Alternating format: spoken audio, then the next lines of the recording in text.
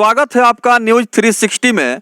Panchayat election को लेकर के अलग अलग पंचायतों से ग्राउंड रिपोर्ट और जमीनी सच्चाई क्या है इसकी तस्वीर आपको मैं दिखला रहा हूं। आज इसी क्रम में हम पहुंचे हैं दरौंदा प्रखंड के अंतर्गत आने वाला ग्राम पंचायत राज रुकुंदीपुर, और यहाँ विकास का काम धरातल पर 5 वर्षों में कितना हुआ है। जनता जनार्दन से भी हमारी मुलाकात हुई है और उनका ओपिनियन हम लोगों ने लिया है। और संभावित जो प्रत्याशी हैं जो इलेक्शन में मुखिया पद पर चुनाव के मैदान में हैं, आज हमारे साथ रुकुंदीपुर पंचायत के भावी मुखिया प्रत्याशी हैं जो इस क्षेत्र में अमीन साहब के नाम से जाने और पुकारे जाते हैं। पंचायत के चुनाव में मुखिया पद पर चुनाव लड़ रहे हैं। सबसे पहले इन्हीं की जुबानी इनका शुभ नाम जानते हैं। अपना शुभ नाम बताएं मुखिया जी। विपुल कुमार सिंह जी। आपको अमीन साहब के नाम से भी लोग जानते और पुकारते हैं। अमानत के दुनिया में कितने दिनों से आप सेवा कर रहे हैं? 2010 से एक अमीन के रूप में इस क्षेत्र के लोगों का सेवा कर रहे हैं। कैसे आपके दिल में ख्याल आया कि इलेक्शन लड़ना चाहिए और मुखिया पद पर चुनाव में भाग लेना चाहिए? जनता के द्वारा हमको समर्थन दिया गया कि नहीं आप चुनाव लड़िए। तो कैसा लग रहा है? बहुत अच्छा लग रहा है। पंचायत का चुनाव काफी सबसे जटिल, कठिन और कंटेस्टेड चुनाव माना जाता है और आपने अमानत का काम किया है। और बहुत सारे पंचायत में ऐसे विवादास्पद मामले आते हैं जमीन के विवाद का, उसका सुलझाने में आप महती भूमिका निभाते हैं। ऐसे में विकास का जब मुद्दा पर बात हम करेंगे तो कितना बदला है रुकुंदीपुर पंचायत? बहुत कम बदला है जी। जितना फंड आता है उसमें थोड़ा सा भी काम नहीं होता है। नल जल का ही देखिए, कहीं भी पानी चालू नहीं है, कहीं पाइप बिछा है तो कहीं पाइप कट के गायब है। कोई इस पर ध्यान नहीं दे रहा है। बस मुखिया जी लोग अपना पैसा बनाने में लगे हैं। जनता गड्ढे में जाए उससे इन लोगों को कोई मतलब नहीं है। तो पंचायत रुकुंदीपुर से जब आपने चुनाव लड़ने का फैसला लिया है और आपने मुखिया का पद चुना है चुनाव लड़ने के लिए, तमाम रुकुंदीपुर के गांवों तक पहुंच रहे हैं आप? जी। तो कौन कौन सा गांव का भ्रमण अभी तक आपने किया है? हमारे पंचायत में 3 गांव हैं, कटवार, रंगरौली और रुकुंदीपुर। जी। बस हम तीनों का भ्रमण कर रहे हैं। जनता से जब आप मिल रहे हैं और अपने चुनावी एजेंडा के बारे में अपना विचार व्यक्त कर रहे हैं, लोगों से मिलने के बाद आपको कैसा प्रतीत हो रहा है? समर्थन बहुत अच्छा मिल रहा है लोगों का। जी।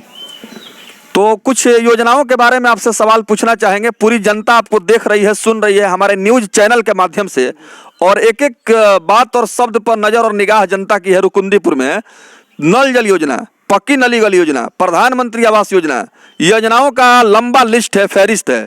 तो क्या कारण है कि 5 वर्षों में यहाँ विकास नहीं हो पाया जो आप आरोप लगा रहे हैं?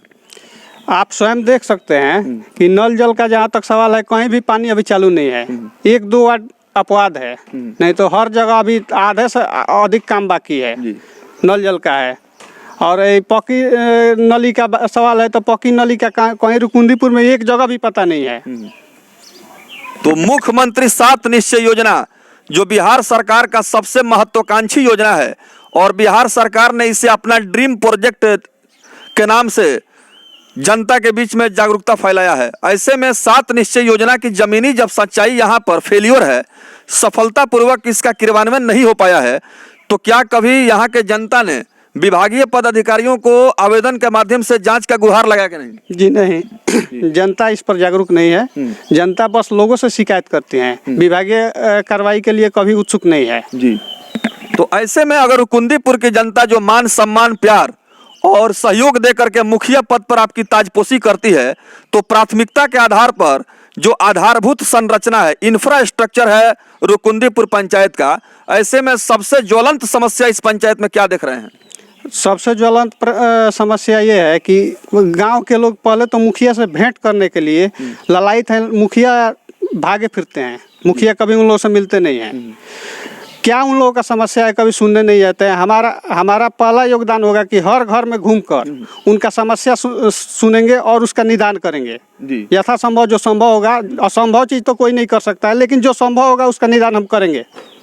तो स्थानीय जो वर्तमान मुखिया है रुकुंदीपुर पंचायत में, उनके अगर कार्यों का लेखा जोखा कैलकुलेशन किया जाए तो आप कितना अंक देना चाहेंगे 5 वर्षों के इस कार्यकाल में? 25%। यानी कि 75% काम अभी बाकी है। तो कहीं ना कहीं ये बहुत बड़ा गैपिंग है, मार्जिन है। ऐसे में अब पंचायत की चुनाव की प्रक्रिया लगभग प्रारंभ हो चुकी है।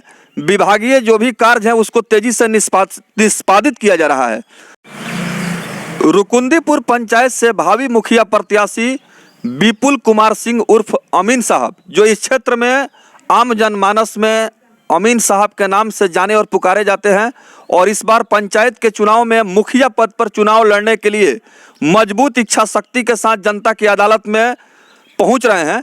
और आने वाला जो होली का त्यौहार है, इसमें अक्सर देखा जाता है कि होली के हुड़दंग में लोग अपना आपा खो बैठते हैं और पंचायत गांव समाज में ऐसी अप्रिय घटना घटित हो जाती है जिससे कि पंचायत में बहुत तरह के परेशानियों का सामना करना पड़ता है। विपुल कुमार सिंह जी, होली के शुभ अवसर पर रुकुंदीपुर पंचायत के समस्त जनता को हमारे इस चैनल के माध्यम से क्या अपील करना चाहेंगे? सर्वप्रथम तो मैं अपने पंचायत के जनता को होली की हार्दिक शुभकामना दूंगा। उसके बाद मैं ये नम्र निवेदन करूंगा कि मेरे जितने भी भाई हैं वो कृपया शांति से और प्रेम से होली का त्यौहार मनाएं। कहीं किसी तरह की अप्रिय घटना का कोई भी एथी न करें। जी, ऐसा कुछ काम न करें जिससे कि पंचायत में परेशानी हो, उनको भी परेशानी हो, हम लोगों को भी परेशानी हो। शांतिपूर्वक प्रेम से मनाएं। बहुत बहुत